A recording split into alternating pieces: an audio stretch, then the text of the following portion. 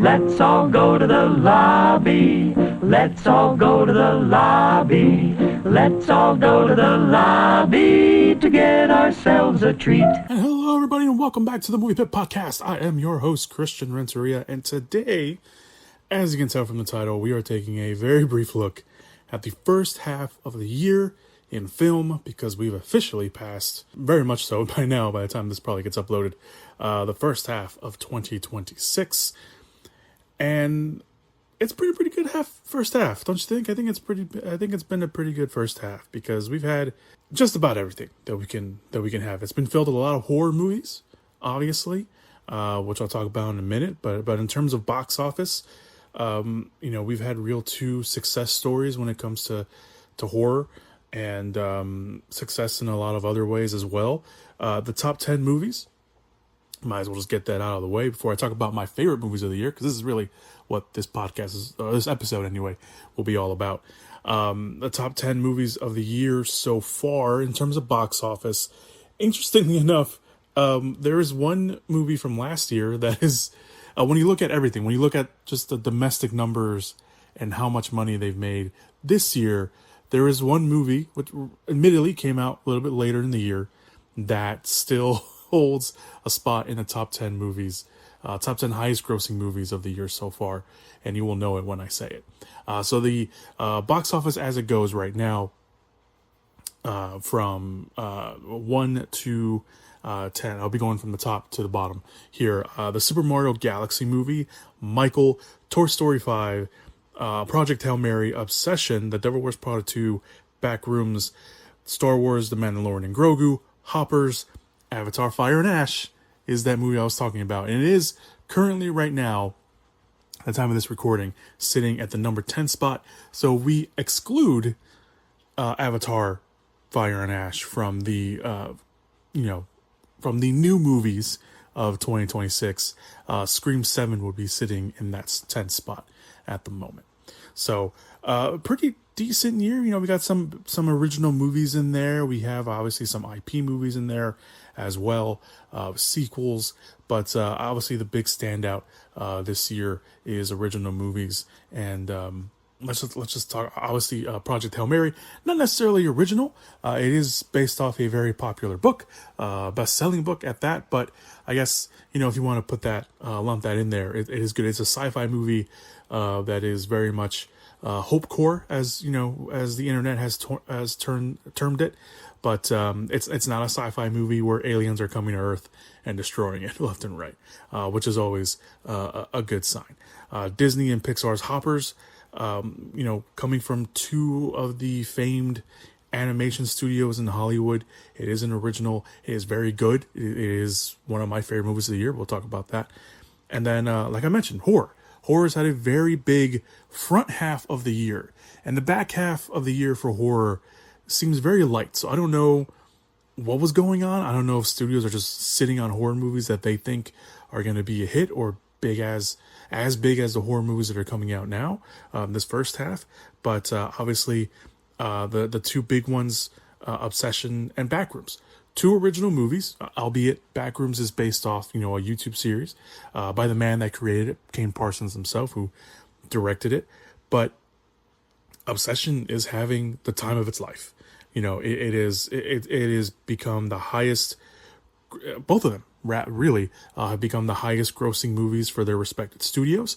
A24 for Backrooms and Focus Features for Obsession. And Obsession was doing stuff at the box office. I don't know if it's still playing in theaters. I know it came out on digital, so I don't think it's playing in theaters anymore. But or maybe there is one theater still holding out Obsession out there. But Obsession at the time did something at the box office that hadn't been done since E.T. Yes, the Steven Spielberg E.T. movie, which was a movie making more money after its initial release.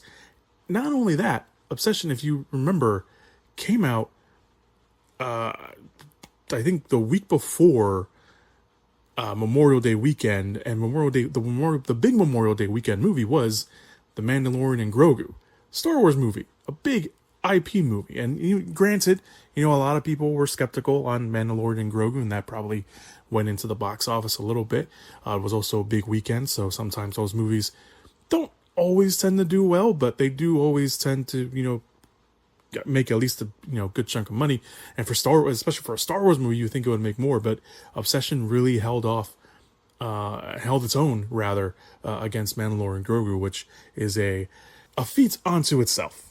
And I was mentioning horror because and horror is a big, I would assume it would have to be a big topic, because since February and March, and then they took a little bit of time off in April, and then came back in May, but there was at least one horror movie coming out every week, which is crazy.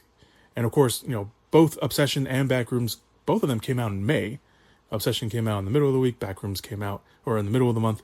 Or Backrooms, sorry, keep saying Obsession. I'm obsessed with Obsession. But Backrooms came out at the end of the month, and they made a crap ton of money, which is absolutely crazy. Backrooms even came out, I think it was last week or the week before when this gets uploaded.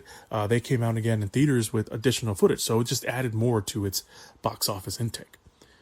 Another horror movie that we should mention is, of course, Iron Lung. That was the movie that at the time was pegged as the movie that Hollywood wants you to forget about. Because when it came out on its own. It was independently released by Mark Plyer, who directed it, wrote it, starred in it.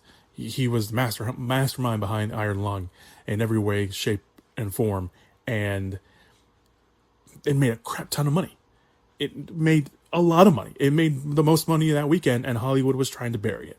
And why would you do that? So that's crazy. It's crazy to me that horror has had such a big year. And I talk about this a lot during the horror roundup episodes that I do, is that it feels like recently, I would say the last 3 years, including this year, so that'd be 4 years, horror has been on an uptake. When a horror movie came out, I was like, all right, let's you get the occasional few gems that come out, but for the most part, for a while, horror was, was like, all right, well, I guess. But the last few years, we have been pleasantly, just gifted and spoiled with great horror movies. And last year was no different. This year has been no different, or at least in some cases, because a lot, I think I mentioned this recently. Oh, I mentioned it in my June recap, which hopefully will come out before this or maybe after this. A lot of my least liked favorite movies of the year so far have unfortunately been a lot of horror movies. So there's been a lot of horror stinkers out there, but there's also been a lot of good horror movies. Obsession and Backrooms are two of them. So it'll be pretty interesting to see, again, how the second half of the year does with horror, because looking at the release slate so far, the horror aspect is pretty kind of just, not almost say bland, it's not the right word. It's pretty barren. That's the word I was looking for. That was the other B word I was looking for. It's barren. There's not a lot of horror movies coming out. And I think a lot of studios are just holding out, holding out to see what kind of, what the environment's like. Or maybe, they think that, horror fans will be like, all right, let's upload, or let's, put a lot of the horror movies up at the first half, so that way the second half we can, spotlight some other stuff. But it's really weird that the first half of the year is just fully loaded with horror movies, and the second half of the year isn't. We do have a great looking horror movie coming out soon. We'll talk about that just very briefly right now. But for the most part, it's looking pretty bland. So let's talk about the second half of the year. We're already in July, and by the time this comes out, I'm pretty sure a couple movies have already been released. But one of those horror movies I mentioned is the new Evil Dead movie, Evil Dead Burn, which looks fantastic, looks great. Can't wait to watch it. But then we have, of course, Christopher Nolan dropping his long anticipated and awaited epic, The Odyssey, which everyone says is going to fail, but good luck finding a seat opening weekend, because a lot of those screenings are sold out. Then, of course, we got Spider-Man Brand New Day. August and September looking a little patchy here and there. We got there's some pretty decent releases coming out, but looking a little patchy there. And of course, that's when film festival season starts rolling around. October, like I mentioned, horror wise looking a little bland, but you have The Social Reckoning, which could be great, could be a disaster. We have another video game adaptation coming out because we had Mortal Kombat earlier this year coming out, and Iron Lung, which is also a video game. We got Street Fighter, DC's much intriguing Clayface, which you can put into the horror category. November is giving us nerds Godzilla Minus Zero, which horror adjacent, if you will. December's looking pretty good to close out the year. You got Doomsday, of course, Doom Messiah and Avengers Doomsday. And you have, for the Gothic nerds, trailer was just released not too long ago for Robert Eggers' Werewolf, which will be interesting to see how, people will react to that. Because obviously Nosferatu was, I think it was mostly good, but I think from what I saw, it was very mixed reception, but most of it tends to be on the positive side. Well, so we'll see if Eggers is going to stick to that kind of style. If that's the kind of style people like, then great. I already saw some people being like, do something else, dude. Not me, it's other people. If it works for Eggers, hey, it works for Eggers. You can't really, if it ain't broke, don't fix it. But we'll see what he does with that. But obviously there's a bunch of other movies. Like I mentioned, the film festival circuit will be starting up in September or late August.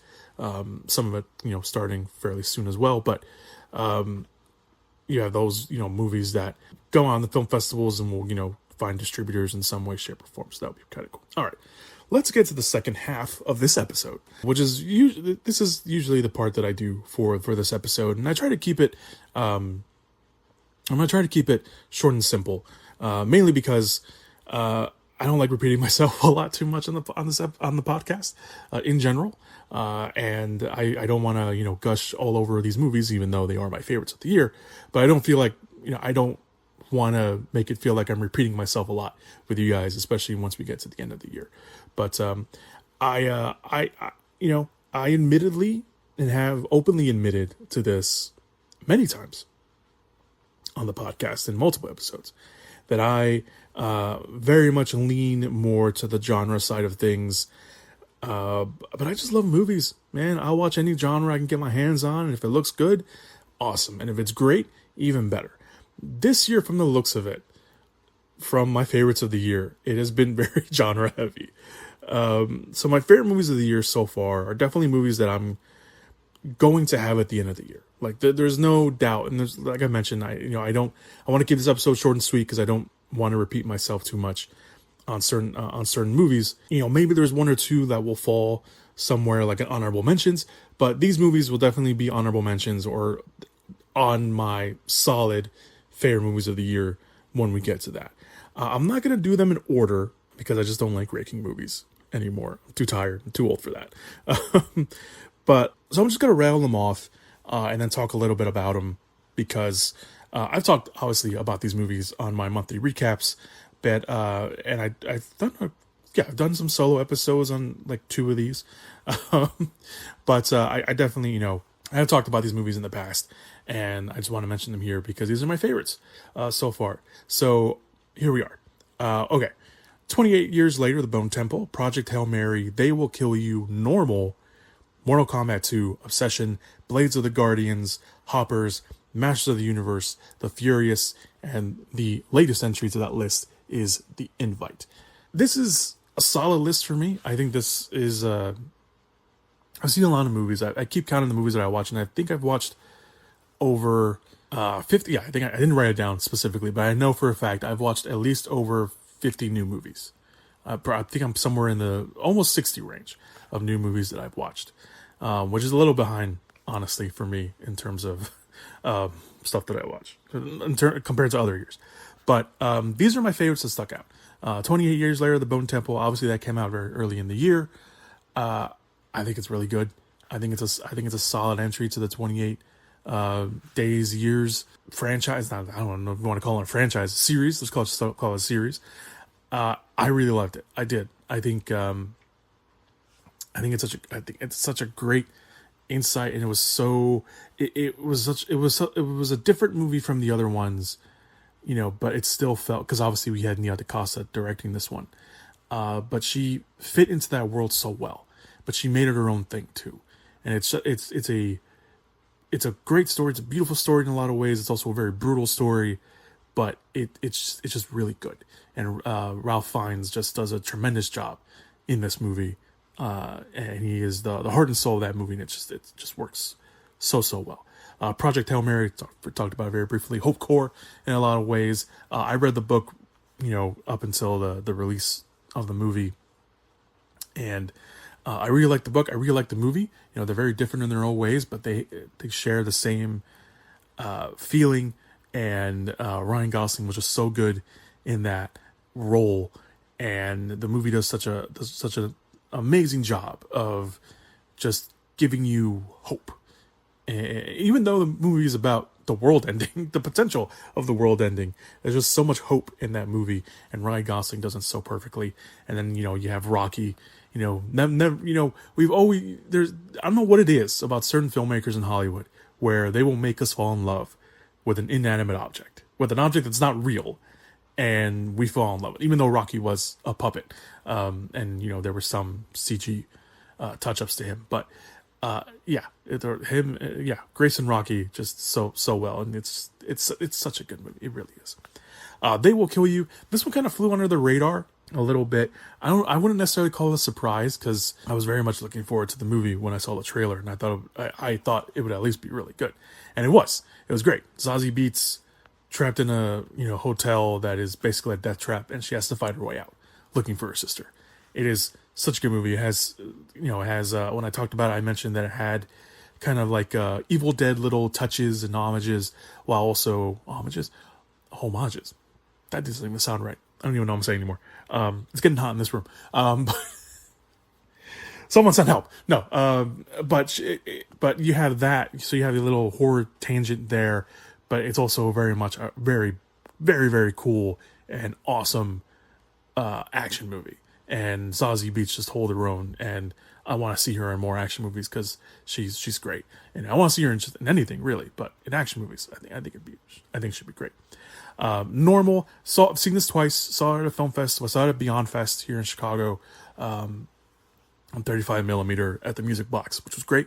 Great crowd, great, awesome. And then I saw it again out of town with a normie crowd, if you will, and they reacted just as much as the film festival crowd. Not as much, because the film festival crowd obviously very rowdy, but I enjoyed it both times. Bob Odenkirk, just so cool, so great, and seeing him do his late action hero thing is really cool. So Normal was very good, very much like Normal. Moving on, Mortal Kombat 2. Mortal Kombat 2 I really liked. I mentioned that I was probably some of the handful of people that liked the first new Mortal Kombat that they did, and I was very eagerly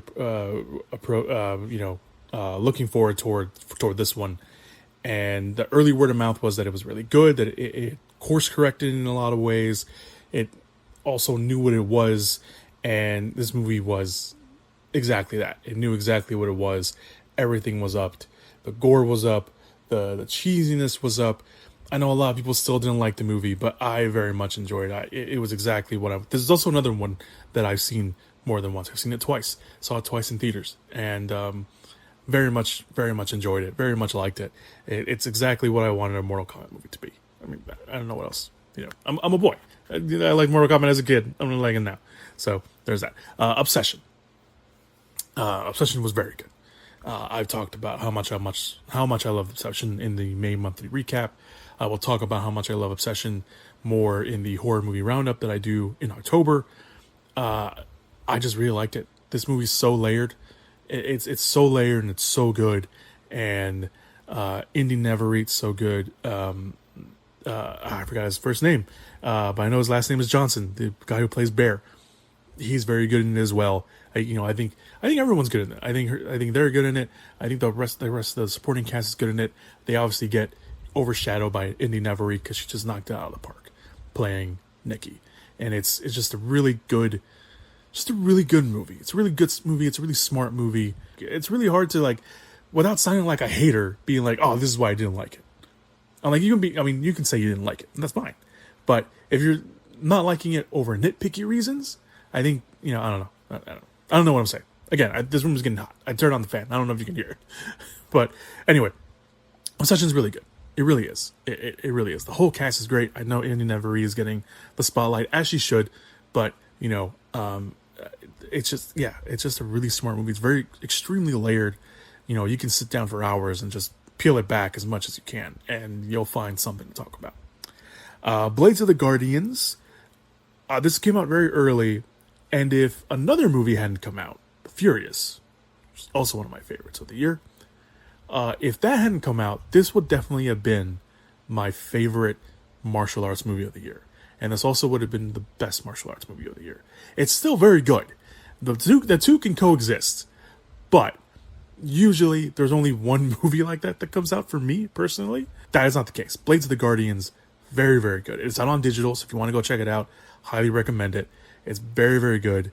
It's a wuxia movie. Got a great cast in there. You got great characters in there. You got awesome action in there. There's one spotlight that I think a lot of people were talking about when it came out, where it was basically Mad Max with wuxia in it. And when I saw that tweet, and then I saw that in the movie, I was like, what? Like, when I saw the tweet, I was like, what are you talking about? And I saw the movie, I was like, oh, yeah, that totally makes sense. It's really good. It's a really good movie. It's really, really, if you're in a martial arts kick because of Furious, watch Blades of the Guardians. Very, very good. Might as well talk about it. The Furious. Did a solo episode on it. Saw it in theaters multiple times. Saw it at Beyond Fest. Saw it again in theaters. Saw it again on digital recently. I'm going to watch it again. I just really love this movie. It's so good. It is the best martial arts action movie that's come out this year. I'm not going to say it's the best martial arts action movie that came out since The Raid, because everyone's saying that, because there have been other great martial arts action movies that have come out since The Raid as well. The Night Comes for Us is one of them. Happens to star a couple people from The Raid. The Shadow Strays, also very good as well. And there's a couple other ones that I can't think of right now, but they'll come to mind. But those are just two that immediately came to mind. I know it's a compliment saying that it's the best martial arts action movie that come out since The Raid. There have been other ones, but this is really, really good. If you're a martial arts action fan and you want to watch really good movies, you are spoiled this year. Blades of the Guardian and The Furious. No excuse to watch it now. You really, really need to watch it. Okay, let's pop back up to the list. Hoppers. Mentioned it briefly. Hoppers. Really loved Hoppers. Thought it was really funny. Very much enjoyed it. I didn't know what to expect from it. Honestly, it was one of those movies where, like, yeah, I'm gonna go watch it because it's Disney and Pixar. But it's also one of those movies where I was like, can it be good? Is it gonna be good? I don't know. And then I went in there and I walked out so happy. And I laughed so much in that movie. It's really, really good. I very much enjoyed Hoppers. I definitely want to watch it again. I know it's streaming on Disney Plus. I'm gonna fix that very soon. And then the last movie, or no, I got two more movies too. Masters of the Universe. I really liked Masters of the Universe. I've seen it in theaters 3 times now. I was originally going to see it twice, and then someone wanted to watch it, and it was like one of the only like last showings of the movie that was still there, and I went to go watch it because I just wanted to watch a movie that weekend, and a buddy of mine wanted to watch it as well. And it was just so good. It's still so good. It's so cheesy. It knows exactly what it is. It knows what it is. And it's not trying to do anything different. It is still, I think, the definition of a summer blockbuster. It is bombastic. It is fun to watch. Is it perfect? No, it is not. There are obviously, some flaws in it. But I had a lot of fun watching it. And that's what's important. I had so much fun with Masters of the Universe. Then the last one, late entry. I talked about this on the June recap. That again will either come out before this or after this. The Invite. Seth Rogen, Olivia Wilde, Penelope Cruz, Edward Norton. It's just them four. It is them four together. It is a smartly, hilariously written movie, and I laughed my ass off watching this movie. It's really, really funny. But then it does something completely, just. Not 180, but it does something completely it's a gut punch. I'll call it that. It's a gut punch in that final act, but it works so well. So I very much love The Invite. This is my surprise of the year so far, because I didn't really know what to expect from this movie. Honestly, nothing to expect from this movie, and I ended up watching it, and I really fell for it. So yeah, surprise of the year, definitely one of my favorites. But that is The Invite. that is my favorite movies of the year so far, guys. I know there should be more on here. I think I had The Rip on here for a little bit. That's probably going to be like an honorable mention at the end of the year. That's the new Netflix movie with Matt Damon and Ben Affleck that came out early in the year. I had it on here, and then I don't know why I took it off, but I did very much enjoy that movie for what it was as well. But yeah, I mean, so far, there's been a lot of okay movies. There's been a lot of alright movies. There's been a lot of movies that are fine. And then there are movies that I definitely have to watch again to know where I fall in them. But it's pretty. I mean, this is a pretty decent list for the first half of the year, I would say.